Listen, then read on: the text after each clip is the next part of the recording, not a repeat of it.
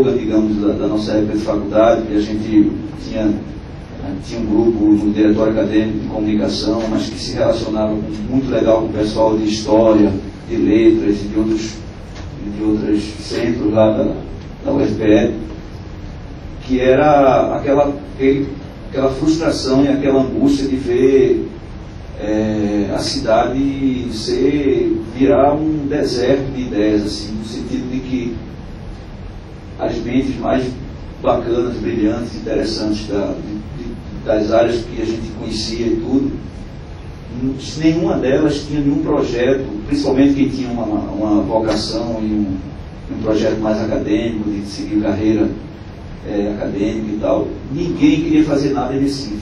Todo mundo queria mandar uma bolsa, conseguir uma bolsa ou em Brasília, ou em São Paulo, ou na Alemanha, ou em Berlim, na Inglaterra.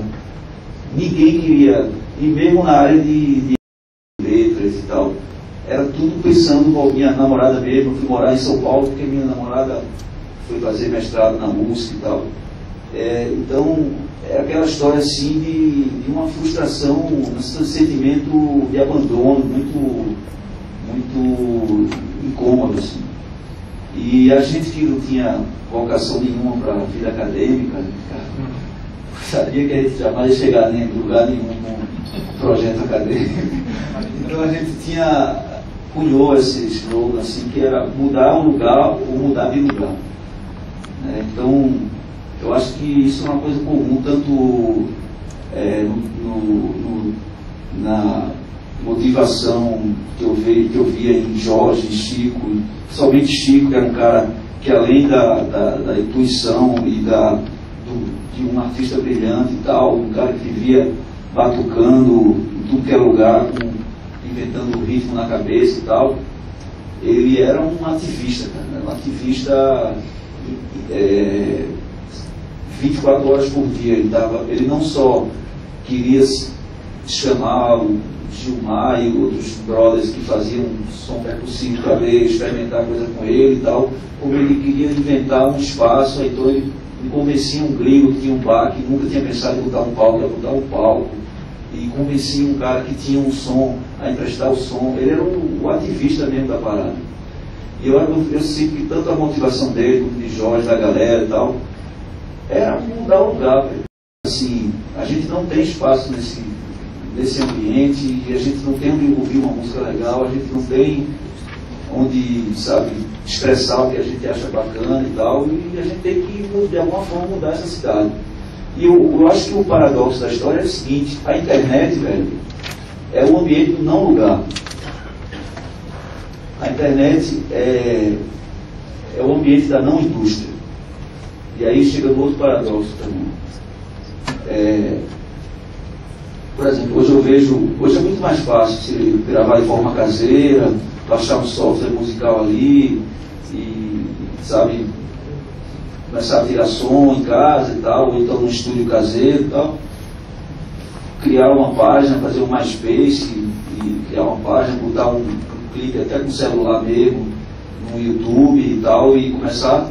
Só que aí é muito mais fácil você começar a ter uma porção de adeptos, centenas e até milhares, no outro lado do mundo, e às vezes você fica, eu vejo, né, diariamente isso, os caras ficam mais reconfortados, assim, com saber que tem um sujeito lá na Lituânia, ou não sei aonde, que está acompanhando todo dia, do que não está cagando e andando se tem um cara na esquina ali sabendo o que ele está fazendo em casa. Quer dizer, é um ambiente do não lugar, né? Então, eu tenho minhas dúvidas, cara, se num ambiente como o de hoje, algo como o Mangue, que fala em lama, fala de ficar raiz, território, mudar, sabe, criar uma rede territorial e inventar um festival, sabe? Eu acho que... E tem a coisa também da não indústria, né? E aí é uma coisa muito mais complexa e tal, mas a gente não pode esquecer também, hoje virou quase que um clichê demonizar a indústria fonográfica, que todo mundo sabe o quanto tinha de predatória, de perversa, de excludente e tal, mas a gente não pode esquecer que o impacto que teve para uma cidade como Recife, completamente longe, totalmente afastado dos grandes centros produtores. A molecada vê o clipe do Nação Zumbi, do Mundo Livre na MTV bombando, com boa produção, ter uma música, uma trilha de uma novela, saída daqui falando de praieira, de zumbi e tal, né, da Revolução Praieira e tal. Ou seja, coisas que, bem ou mal, eram níveis diferentes. Por exemplo, o nível de indústria onde o Mundo Livre começou era completamente diferente do nível de indústria que o Nação Zumbi, porque entrou numa corporação multinacional e tal. O Mundo Livre foi o selo dos Titãs e tal. Mas mesmo um nível tão limitado em termos de orçamento como era o Banguela, a gente não teria a menor condição de gravar um disco sem a interferência da indústria. Eu tocava numa guitarra, né, que nem afinava, nunca tinha tocado corda de guitarra, não sabia nem que existia 09, 010. A gente, baixo, bateria, tudo era coisa mais, não tinha a menor condição de gravar. E no caso do Nação, a mesma coisa. Assim. Lúcio, Dengue, toda a galera jamais imaginariam a possibilidade de juntar uma galera para gravar um disco se não fosse uma gravadora, fosse a Sony ou a Banguela, qualquer que fosse. Então, e o fato de a galera daqui das periferias que já tinham visto o Chico em vários shows e por aí, em vários bairros onde a gente já tinha colocado em prática aquela rede, entre aspas, aquela rede de brodagem cooperativa, territorial, de mudar o lugar e tal. De repente ver os caras bombando assim, em rádio, e não que fosse uma coisa prioridade de mega hit e tal, mas saber que os caras tinham saído dali e de repente estavam viajando a Europa, viajando o mundo todo, né?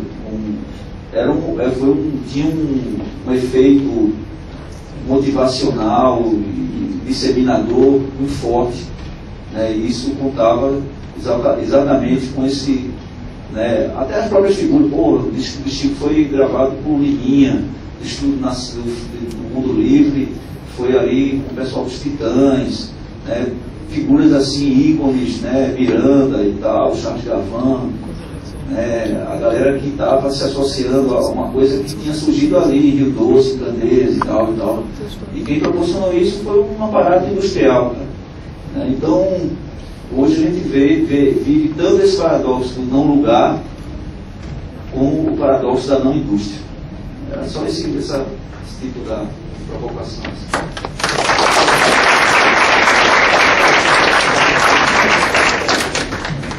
Eu vou, antes de abrir para a conversa, eu acho que eu vou dar uma rodadinha de réplica aqui. O povo anotando furiosamente. Quem que se habilita? Mabuse ou... Mabuse? Não.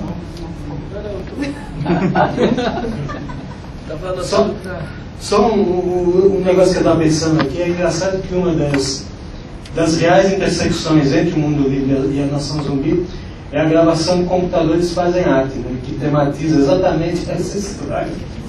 Só uma curiosidade. Mabuse. Mas, na verdade, eu notei um monte de coisa aqui, mas não é nem... Não quero levantar nenhum grande... Eu acho que é até mais interessante a coisa voltar para a plateia, que eu acredito que tem um monte de perguntas. Eu espero, na verdade. Vocês topam? A única consideração que eu vou fazer é que, inclusive, Computadores Fazem Arte foi o título de uma matéria que saiu sobre o Laboca, né? Além de tudo, isso passa por outra geração, assim... É interessante. É um título curioso. Então vamos ver aqui sistemática que a gente vai. Eu queria que o pessoal que vai perguntasse no microfone. É isso, Adriano? Isso. Quem quiser se dirigir ao microfone. Tem terceiro cópia. Pode ser, sim. Eu vou... Vê se vocês topam. Vem nesse ano aqui. Vê se vocês topam fazer o seguinte. A gente deixa 3